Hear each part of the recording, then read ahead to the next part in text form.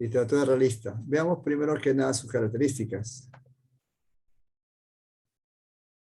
La sociedad y sus problemas se constituyeron en el tema central de la literatura realista. Hay que ver el tema de esto de una forma, digamos que el autor empieza a describir los sucesos que se presentan en la sociedad, las plagas, la forma de actuar de los seres humanos, las carencias, las situaciones de extrema pobreza y diferentes aspectos así que dan como, digamos, como inicio a este tipo de literatura en lo que se refiere a todo este contexto. Los autores retratan fielmente y a su estilo lo que veían. ¿Por qué? Porque presentó asuntos verosímiles, o sea, reales, posibles y objetivos.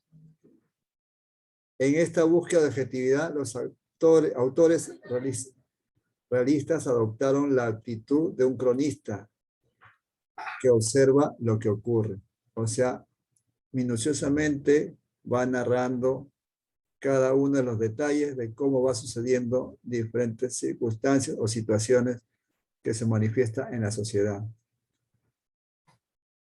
La descripción objetiva tenía un fin didáctico, ya que pretendía dar a conocer los defectos y las carencias de la sociedad con la finalidad de buscar la forma de cómo corregirlo. Veamos ahora lo que es la novela.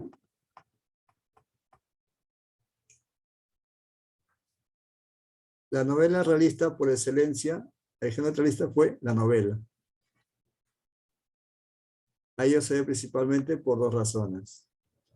Primero, por la extensión de la novela permitía una representación detallada y completa de la realidad. Y como segundo factor, la novela ofrecía la posibilidad de presentar el mundo desde el punto de vista de un narrador omnisciente. ¿Qué quiere decir narrador omnisciente? Que no participa en la novela, en la actuación.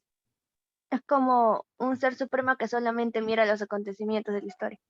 Claro, exactamente. En algo de cierto tenía también John. O sea, mejor dicho, él observa todo, es como un Dios. El omnisciente es como un Dios. Omni viene de Dios.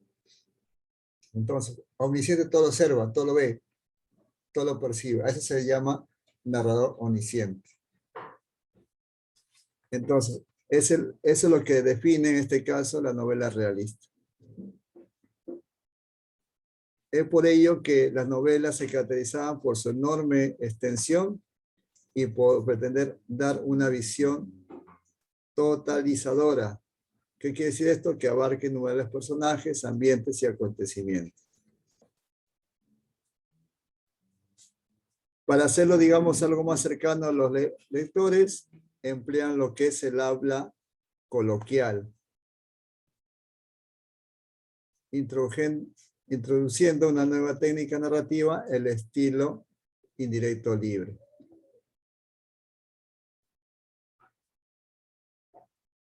Entonces, lenguaje coloquial o habla coloquial es aquella que nosotros usamos en la vida cotidiana. No es un lenguaje refinado. Es algo cotidiano que se hace.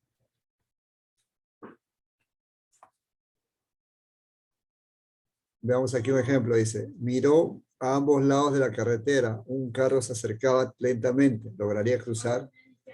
Lo mejor era esperar que pasara. Un hombre se detuvo a su lado. ¿Qué edad tendría? Si bien es cierto, en estas líneas, por las palabras que uso ahí, ya no están a entender de que podría darse a un suceso, pero también nos dice, nos describe en pocas palabras la situación del lugar. Está describiendo, mejor dicho. Veamos ahora lo que es la novela en Francia. En Francia se inició con la obra de Stendhal, quien plasmó un fiel retrato de la sociedad de su época. Luego apareció seguidores de él como Honoré de Balzac y Gustavo Flaubert.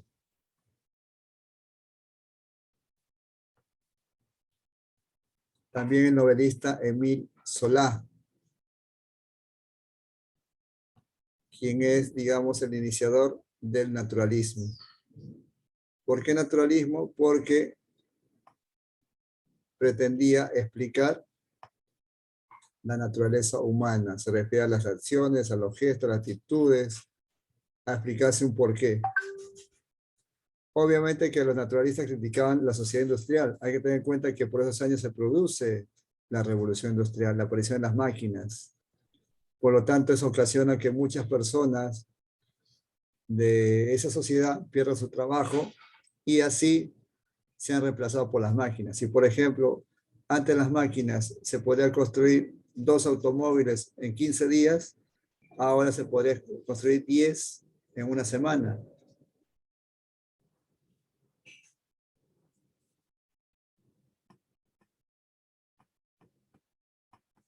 La novela en Rusia aparece más o menos a fines del siglo XIX. Y aquí tenemos a 2 grandes literatos, Fyodor Dostoyevsky y León Tolstoy. También destacó Anton Chekhov, quienes son, digamos, los representantes más resaltantes de la literatura rusa.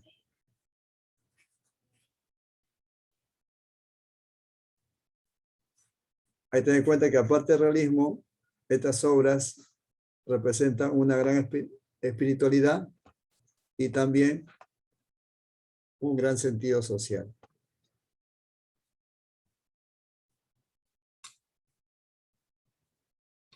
¿Hasta ahí alguna pregunta, jóvenes? No, pero Muy bien. ¿Qué pasó con Camila?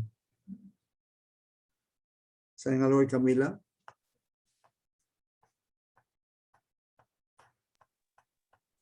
no sé nada, profe. Ya, muy bien. Ahora veamos el narrador omnisciente. Bueno, aquí ya lo hemos dicho, ¿no? El que todo lo ve, todo lo... Muy bien. Aquí creo que nos saltamos nosotros, ¿no? Ya. La novela en Inglaterra. Justo lo que habíamos hablado hace un momento. Ya se había producido la revolución industrial, el proletariado creció y la explotación se extendió hasta el mundo de la infancia. Quiere decir que los niños también trabajaban. Hay una obra de Víctor Hugo, en la cual se describe la sociedad francesa, en la cual un niño es abandonado en un monasterio, y en la cual después ese niño crece y se vuelve como si un pillo.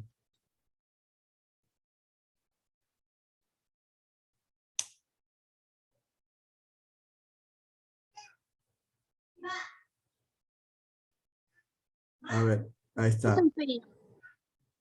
Pillo es como decir un pequeño delincuente que aprende todas las mañas viendo a los mayores, ¿no? O sea, aprende a engañar, a estafar, a poder hacer cosas de él. Hace uso de mucho lo que es como se dice, el verbo, ¿no? El floro, como se dice, ¿no? El floro. Dentro de las novelas y el representante más popular es Charles Dickens. Dickens escribió una obra muy bonita que se llama Aires de Navidad, en la cual él describe la sociedad inglesa y presenta a un señor en la cual no cree sobre la Navidad. Y en la televisión salió como Los fantasmas de Scrumble, creo que así es el nombre, en la cual lo hace vivir sus navidades pasadas cuando él era niño, después cuando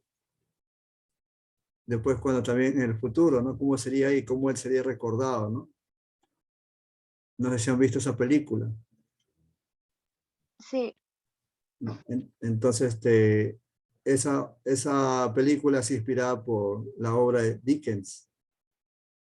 Y hay varias obras. También de un niño de un príncipe que se volvió, digamos, parte del pueblo, y un niño del pueblo que se volvió príncipe. O sea, mejor dicho, los niños cambiaron sus roles, ¿no? Y en esa obra, magistralmente, plasma, ¿no? La historia del niño que nunca había tenido nada y ahora está viviendo en palacio, ¿no? Que tiene todos los sirvientes a su lado, y también la otra vida del otro niño que toda su vida estaba en palacio, y cuando sale a la sociedad, a la calle, se da cuenta, ¿no? Que totalmente distinto, ¿no? Si bien es cierto, en el palacio le dan su comida, le dan todo, pues les falta el cariño. En cambio, estando en la calle, ahí recibe el cariño de la gente, ¿no? Y aprende a subsistir por su propio medio. Y digamos, son dos cosas paralelas, ¿no? En lo que se refiere al estilo de Dickens, que es muy bueno. Ven leerlo, por favor. El teatro realista surgió después que la novela, recién a fines del siglo XIX.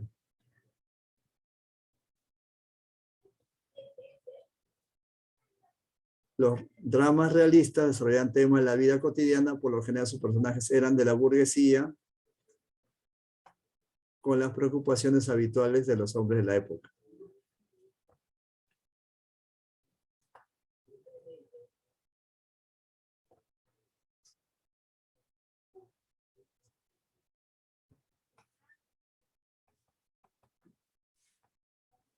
Los principales dramaturgos de este periodo fueron Henry Ibsen, Bernard Shaw, Anton Chekhov y Oscar Wilde.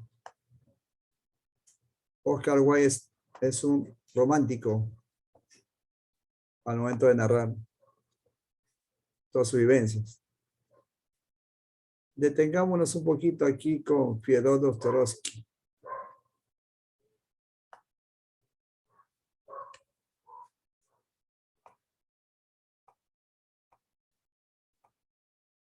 Nació en Moscú en el año 1821. Debido a sus actitudes políticas como miembro de un grupo socialista, fue condenado a muerte en 1849. Fue indultado cuando estaba frente al pelotón de fusilamiento, pero desterrado a Siberia por 4 años. Siberia es como decir, es la parte más fría del continente. Sabemos que Rusia está al norte de Europa. En esos lares, la temperatura llega más o menos a algo de más de 20 a 30 grados bajo cero. Y la Siberia más o menos por ahí es esa temperatura. Imagínense, ahorita estamos nosotros con una temperatura de 18 grados y yo estoy que me muero de frío. ¿Cómo será allá? Nos hacemos chupete, profesor. Y pingüino helado, alada, y helado también, todo. Imagínense cómo viven esa gente, ¿no? Esta terrible experiencia le originó una epilepsia nerviosa que nunca se recuperó. Tras su liberación, colaboró en importantes revistas y publicaciones de la época. En 1877 enfermó, roído por la pasión del fuego y perseguido por sus acreedores. Dostoyevsky abandonó Rusia. Durante su permanencia en el extranjero, vivió los años más fecundos de su actividad literaria. Posteriormente volvió a Rusia, donde reanudó su labor como periodista, muriendo en San Petersburgo en 1881, calculando las matemáticas a la edad de 60 años, ¿no? Ese fue Dostoyevsky, y dentro de sus novelas fue, digamos, el que plasmó una, ¿no? El crimen y castigo, ¿no? Entonces no lo llegaron a fusilar, profesor. Perdón, no te escuché, ¿no le ayudaron aquí? A fusilar, digo que no estaba condenado a morir. Claro, sí, pero justo en el momento ya que estaban por decir apunte en juego, sale su, digamos, su otra condena, ¿no? Que lo perdonan la vida, pero él se va destinado a la Siberia, ¿no? Siberia es como si una cárcel. Es como si acá en Perú, Yanamayo, ¿no? En Llano acá en el Perú, hará pues ¿cuánto? 2 grados bajo cero. Es una zona bien, bien helada de Perú, ¿no? Pero estando allá en la Siberia es totalmente, frío, terrible, terrible, totalmente terrible el frío. 20 grados bajo cero, imagínense. Ya me dio frío ya de hablar ya. Dramático reflejo de su vida. La vida y la obra de Fyodor Dostoyevsky está estrechamente relacionada, pues sus novelas recogen los dramáticos acontecimientos que le tocaron vivir. En sus obras vemos a personajes de todas las clases sociales, atormentados y sometidos a graves y complicados problemas. Hay diversas obras, pero la más resaltante es Crimen y Castigo.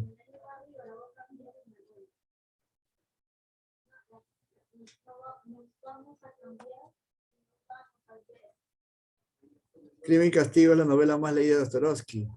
Su protagonista, Raskolnikov, es un personaje típico de Dostoyevsky que tiene sentimientos encontrados como el amor, el odio, la generosidad y el egoísmo, el orgullo y la humildad.